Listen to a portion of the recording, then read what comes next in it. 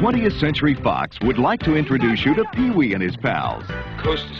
But what they'd like to get into most is a place called Porky's. Unfortunately, we can only show you the outside of Porky's, because what goes on inside is not to be believed. The boy in the locker room. Oh, it's turning me on. Hey guys, Puppy back at another episode of Old Guys and Old Games. We're sticking with the 20th Century Fox Atari 2600 releases. And today, you see it right there, I have it right here too. I have this game. I am going to play Porkys and talk about it a little bit. And you might be looking, going, well, what the blaze is he wearing a Mashed Matters shirt for? Great podcast, by the way. Just come back after a 6-month hiatus. Had an episode just January 1st. Got another one coming really, really soon. Make sure you check that out. I'll put a link to Mashed Matters podcast actually in the description down below because it is that awesome. And you know that I love MASH, right? But anyway, of course, Porky's 20th Century Fox also has MASH in 20th Century Fox, but is it the same programmer? No, not at all. Of course, you remember it was Dallas North for MASH, or Doug Neubauer, but for Porky's, it's actually a little conglomerate of guys, including Mark Rhodes, Randy Hyde, Winston Hendrickson, and John Simons. And I don't know if any of these guys ever did another game or not, but they did this one right here for 20th Century Fox, right? And what else is neat about this, about MASH and Porky's? Not only about the games, both being licensed releases for 20th Century Fox, but actually there was a few stars from this movie right here that also appeared in MASH over the years. But then again, when you have an 11-year series, of course there is, right? But you have stuff like, you have Cyril O'Reilly, who played Nick Gillis in A Holy Mess on MASH. He also played Tim in 2 or 3 of the Porky's movies, actually. He was the one that had the racist, nasty father that he had to get away from, and ended up being a main character in the movies. Another real main character was Billy in Porky's, played by Mark Harrier, who played Corporal Stoddard in the very last episode, half-hour episode ever shown, and actually the very last episode ever filmed in the series MASH, and that was As Time Goes By. Fantastic, fantastic show, but you know, of all the other stars, probably the most prominent one, he wasn't in the original Porky's, but he's in one of the follow-ups as the senator who was trying to seduce Wendy, and that's Edward Winter, who played, of course, Colonel Flagg in MASH, and what was his name? Senator Bobby Gebhardt in Porky. So it's really cool. There's always neat to see these tie-ins, that's for sure. And of course, I mean, Porky's was an absolutely amazing movie. People will say, like, how the blazes did it ever get a video game? But Porky's was huge. Directed by Bob Clark, who was American. He actually grew up in Florida, born in New Orleans, but he's known for making Canadian movies. Porky's was a Canadian-made movie. The budget was like $4 or $5 million, and it made $160 million, so he could pretty much write his ticket afterwards, and he followed it up. Of course, he also did Black Christmas way back in the day, another Canadian classic, but he followed up Porky's with another classic movie that a lot of people will think, that's not Canadian. Well, it most certainly is, and that is A Christmas Story, directed by Bob Clark. Yeah, the house is in Cleveland. It still is today. They filmed for 2 weeks in Cleveland to get the shots of that house, and the rest of it was filmed in Scarborough, Ontario, and around that area. It is considered a Canadian release movie. But anyway, I really digress today. This is a lot of fun, though, because I love talking about old movies, Bob Clark, MASH, Porky's, which is a fantastic movie. Can't believe I got in to see it back in the day. I saw this in 1982 when I was 14. Mind you, I was already in grade 10 by that time, and I'd seen lots of movies, small town theaters. They didn't really push that much, but can't believe actually looking at it back nowadays, because and that's another reason you think, why is this on the Atari 2600 for kids? I mean, there's even a spot in the manual that says this. Another person to look out for is Miss Ballbreaker. She's out to grab onto anything she can. Anyway, without any further ado, let's check out Porky's from 20th Century Fox. Alright, this always starts off the same way. He jumps over and blows it up. So I guess you get to see the end of the game when you first start, right? But anyway, this is the opening scene. There's Porky's in the background, and he's jumping on the detonator. That's what we're going to try to get to do. That's Pee-wee.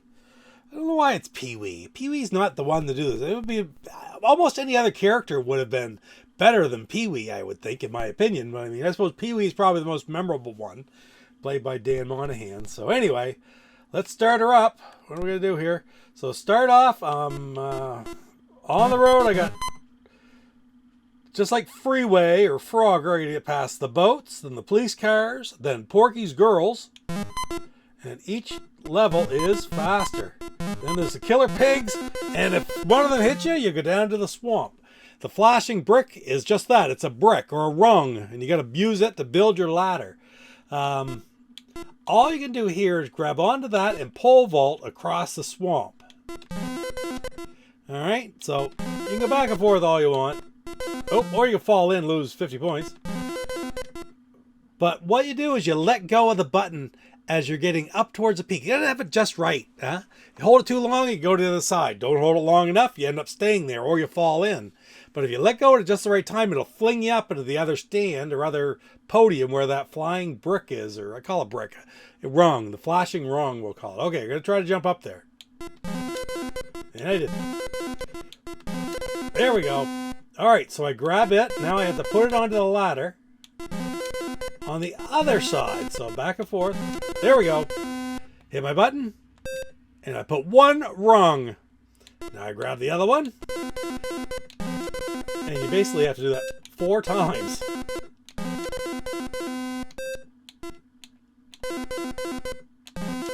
Oh.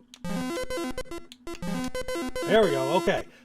I put the last one. The arrows start flashing. Now I can climb up. And I'm climbing up from the swamp into the gymnasium. And you watch really quickly because the shower scene is here in the gymnasium.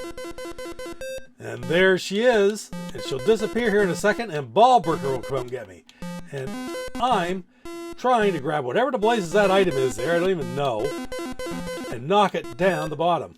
Once I do that, I go across. I can go out the top. I'll be back here. Don't worry. I'll be back here. We'll see it again. Now I'm back outside and I got to cross through all of these things again. Okay. The difference is now every time you go through the gymnasium, one level slows down, stops. Basically, one will stop and they'll all get one level slower. So now everything's a lot slower than it was originally. So I can go up to this one. There's the killer pigs. There's a car. Oh, but I get hit again. Don't have to rebuild the ladder, but Porky is here now. And I fell in the water.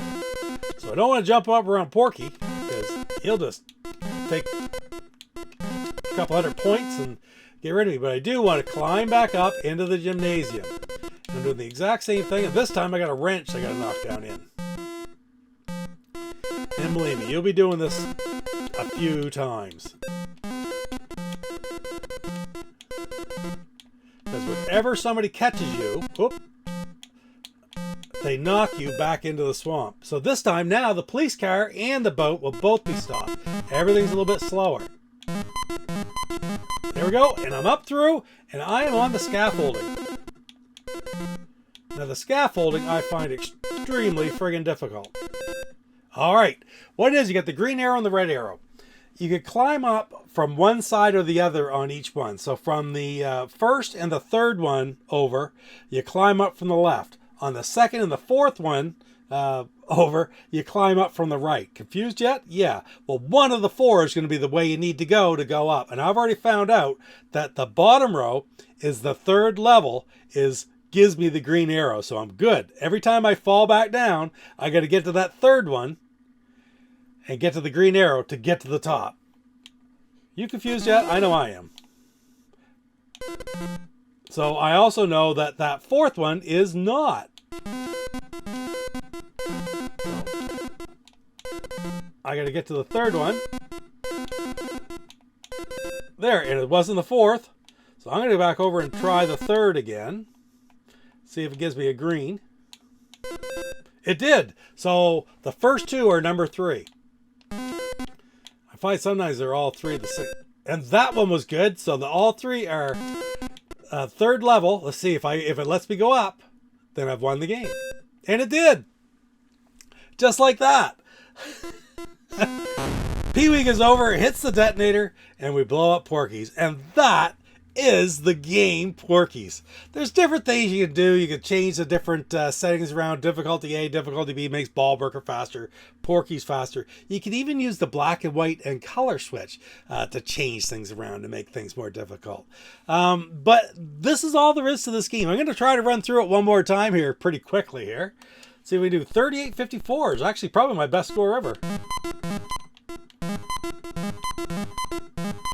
Oh, that was pretty close, actually. Get the brick. And put it up.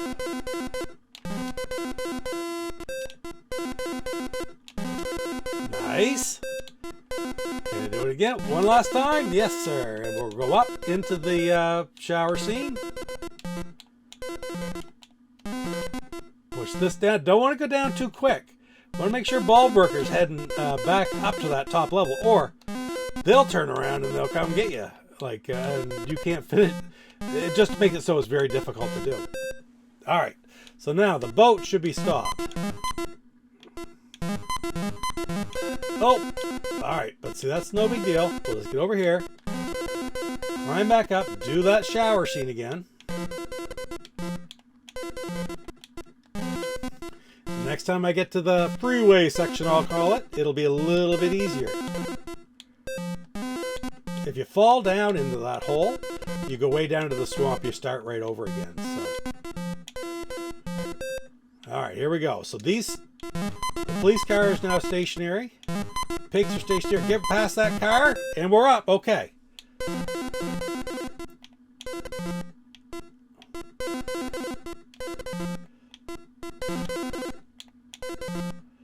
So it's got to be the second one then, because I did all three. There we go. It's number 2. I always like to try them 2 in a row. Ah! I'll go way over here. Oh, shoot. Because if Porky touches, back to the swamp with you. Oh, that was good. Ah, 3 of them? Could it be 4 2s in a row? It is. There you go. 42.70. And I beat the game twice. I went so long and I could never beat this foolish game. I could never figure out those. The scaffolding is the most frustrating part of it, to be quite honest. Everything else you can eventually get through. So 42.70, my next best score. But anyway, that's it, guys. That's the game, Porkys. It's also available on the Atari 4. Now let's go over to the other screen here first. Let's see. Right there we go. So it's also available on the Atari 400-800 computer with a little bit different. I'll put some overlay in here so you can see some graphics from that. And it's kind of neat to see. But at the end of the day, it's not a real elaborate game. It's just kind of a neat novelty. I'm very happy to have it because I really did like the movie. Of course, I loved the movie back in the day. And it is what it is. Is it politically correct nowadays? Of course not. But, c'est la vie, right? That was life back in the 80s. But anyway, guys, thanks a lot for joining me again today. Another episode of Old Guys and Old Games. Man, having a lot of fun looking at these 20th Century Fox releases. And there's even more to come. So until the next video, you take care. Papa Pete, the old ass gamer. Papa Pete, the old ass gamer. If you haven't grown. Hey, this is Ferg from the Atari 2600 Game by Game podcast, and you are watching Papa Pete, the Old Guy Gamer. What the hell?